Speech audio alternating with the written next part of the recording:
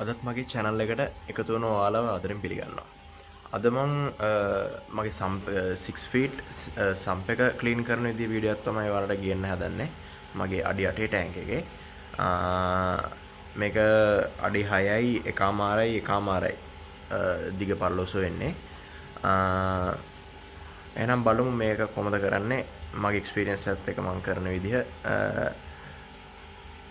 අපි යන වීඩියෝ එකට යමු. මුලින්ම ගත්තොත් මේක තමයි සම්ප් එක.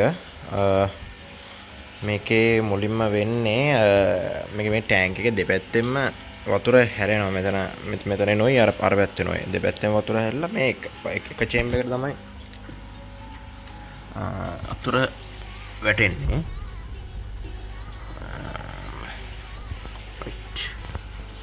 දැන් මේ විදිහට වැටිලා මෙන්න මේක මේ යටින් තමයි ඊළඟ චේම්බර් එකට එන්නේ.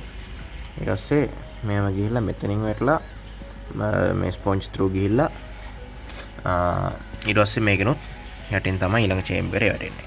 ඊට පස්සේ මේකෙන් උඩින් වැටෙන වතුර ටික K1 ෆිල්ටර් මීඩියා ත්‍රූ ගිහිල්ලා ඊට පස්සේ ඒකෙනොත් මෙන්න මේ වගේ යටින් තමයි ගිහිලා තියෙන්නේ. මේ කොටස මේ ප්ලාස්ටික් කොටස දාලා තියෙන්නේ මේ K1 මීඩියාස් ටික මූවබල් මීඩියා නිසා ඒ ටික ගානට සර්කල් එකක් විදිහට කරකෙන්න ඕනේ. හින්දා මේ පාටිෂන් එක දීලා තියෙන්නේ. ඊට පස්සේ මෙතන එනවා සෙරමික් බාර් වලට.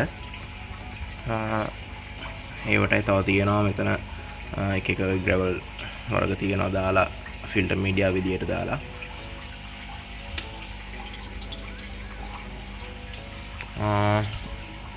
ඊට පස්සේ ඒකනොත් මෙහෙම යටින් ගිහිල්ලා මෙතනින් ඕවර්ෆ්ලෝ වෙලා මේකට එනවා. විතර තියෙනවා සාමාන්‍ය සෙරමික් රින්ග්ස් තියෙනවා. ඒ වගේ ෆිල්ටර් මීඩියා ටිකක් තියෙනවා. මේකෙනින් මෙතන යටින් ගිහිල්ලා මේකට එනවා. මේකේ තියෙනවා බයෝ බෝල්ස්, එතකොට ඇක්ටිවේටඩ් කාබන් මේ වගේ ටිකක් තියෙනවා. ඊට පස්සේ මේකනොත් යටින් ගිහිල්ලා මේකට වැටෙනවා පම්ප් එකට. මේක මේ පෙර් ලීටර් 6000ක් කරන පම්ප් එකක් දාලා තියෙන්නේ. අපිට පම්ප් එක ඔෆ් කරගන්න පුළුවන් මෙතනින්. ඊට පස්සේ ඔන්න දැන් ටික එනවා සද්ද. මේ විදිහට තියනවා.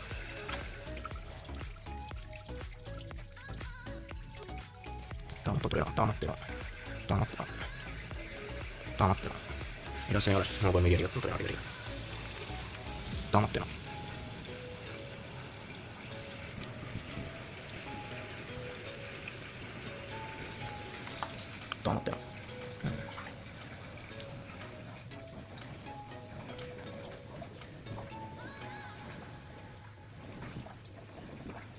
යනවා.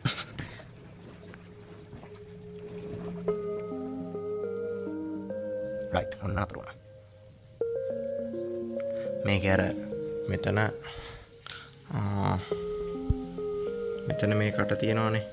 මේක තමයි අවුට්පුට් එක. මේ මෙතනින් මේ කට ත්‍රූත් වතුර ඇද ගන්නවා පම්ප් එකට. ඒතර පම්ප් එක ඇතුලෙන් තමයි අර බබල්ස් විදියට ගන්නේ.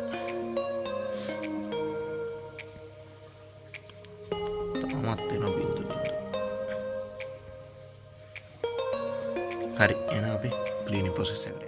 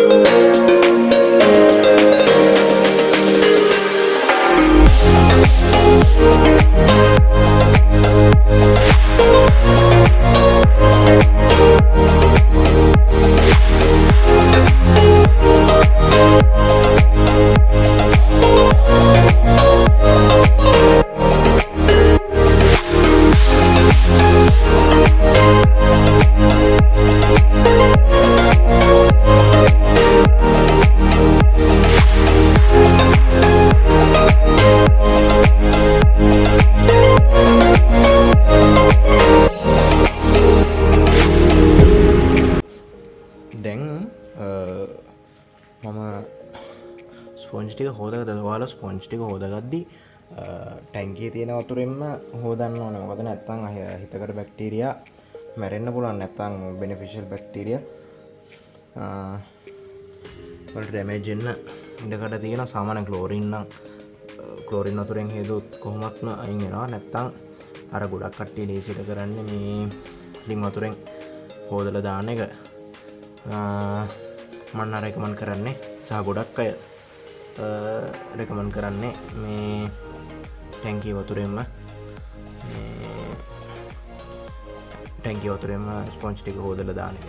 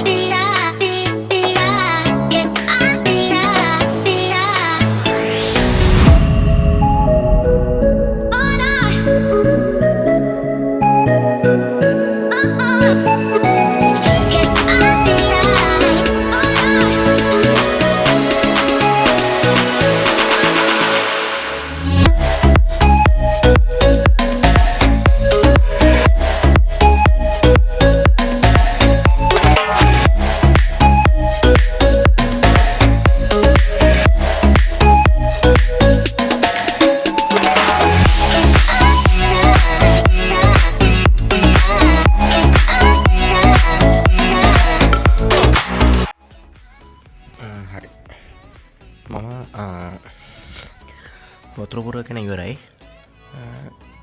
ඊළඟට දැන් මම විශේෂයෙන් කියන්න ඕනේ ඔයාලා දැන් ෆිල්ටර් කරන දවසට කවදාවත් ටැංකිය වතුර මාරු කරන්න එපා. මොකද එතකොට ලොකු වතුර ප්‍රමාණයක් මේ හිතකර බැක්ටීරියා එළියට යන හින්දා එහෙම නොකර සම්ප් එක ක්ලීන් කරලා සාමාන්‍ය සතියකට විතර පස්සේ ටැංක් එක අස් කරන්න. අපි දැන් පම්ප් එක ඔන් කරලා බලමු කොහොමද වැඩ කරන්න කියලා.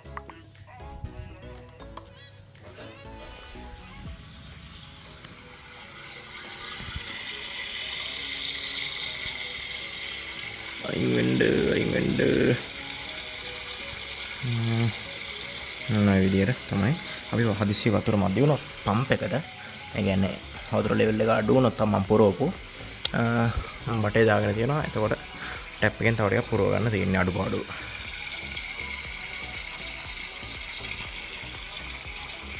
දැන් මම ලස්සනයි මාළු කලර්ස් තියෙනවා.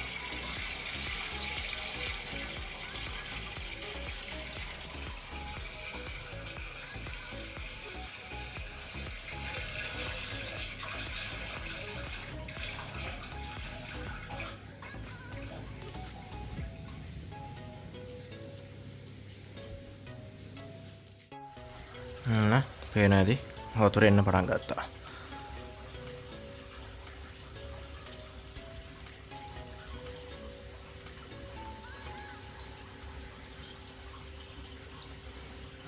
ඔය විදිහට තමයි අද ඉතින් වීඩියෝ එක. අඩුපාඩු තියෙනවා නම් කියන්න. අපි ඉස්සරහට කරමු. ඔයාලගේ අදහස් දාන්නකෝ කමෙන්ට් එකට කමෙන්ට් එකක් දාන්න. අපි ඔයාලා කියන විදිහට ඔයාලට අවශ්‍ය දේවල් කරමු. කට්ටිය කිව්වා හොඳ කමෙන්ට්ස් තියෙන පළවෙනි වීඩියෝ එකේ. මේ ඇත්තටම සතුටුයි. දිගටම කරන්න තමයි බලාපොරොත්තු. අපි අනිවාර්යෙන් දිගටම කන්ටිනියු කරගෙන යන්න. ඇත්තටම මේක අද මේජර් වෝටර් චේන්ජ් එක නෙමෙයි ගියේ. ඇත්තටම ඔයාලත් දැක්කා මං ස්පොන්ජ් 3යි එළියට ගත්තේ මේ ඒ කියන්නේ මං දැන් මේක හදලා මාස සාමාන්‍ය 3ක් වගේ වෙන්නේ සම්ප් එක. ඒක හින්දායි මේ තාම ලොකුවට කුණු ඒ කියන්නේ ජරා වෙලා නැතේ සම්ප් එක උනා මේවා උනත් මේ අලුත් පෙනුමට තියෙනවා අර නිකන් ඕවර්ලෝඩ් වෙලා නැහැ වේස්ට් එක. මේ ඕකයි කතන්දරේ. හරි එහෙනම් අපි මම හිතන්නේ අද වීඩියෝ එක ගොඩක් දික් වුණා. අපි ඊළඟ වීඩියෝ එකෙන් හම්බෙමු. එහෙනම් හැමෝටම thank you. subscribe කරලා share කරලා like එකක් දාන්න වීඩියෝ එකට. හොඳයි එහෙනම් thank you හැමෝටම.